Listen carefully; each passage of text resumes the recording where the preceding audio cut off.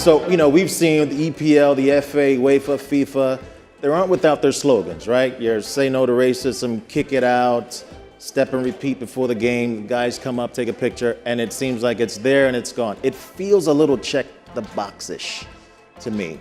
I know it's something, but I feel like we need to do a little bit more than that. It's almost like a tax write-off, at least. Yeah, let me just say, I have no problem with those checks in those boxes. You just have to check a whole lot more boxes. I think that is, again, a part of the protocol in addressing racism within the game. Make sure and send those messages. I also believe that in terms of policing the game, for instance, you mentioned the incident recently with Danny Rose, England against Montenegro. We can talk about Raheem Sterling at Stamford Bridge with the Chelsea fans. And as you mentioned off the top, Mark, there's any list of incidents that we can call on as an example.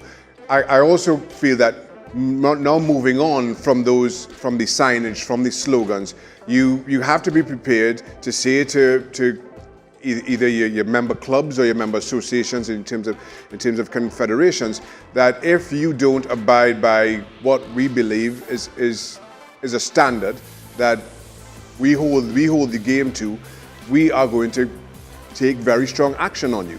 And we've spoken long and hard about what those actions are, and you mentioned with Kobe about closing stadium or closing parts of stadium. I am all for it, but again, that just checks another box. Now, in my opinion, let's use Montenegro as an example because it's most recent.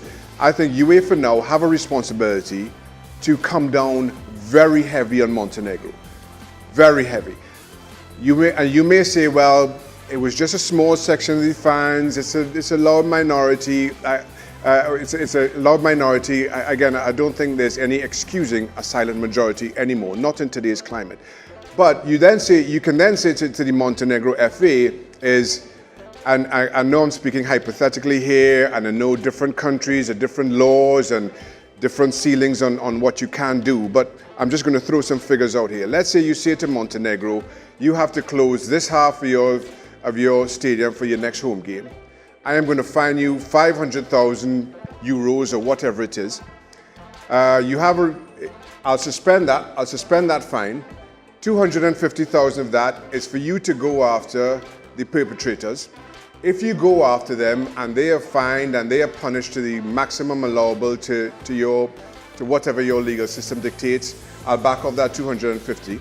The other 250,000, you have a choice of either you pay it or you invest 150,000 into anti-racism information and education for your fan base, and you have to detail how that works.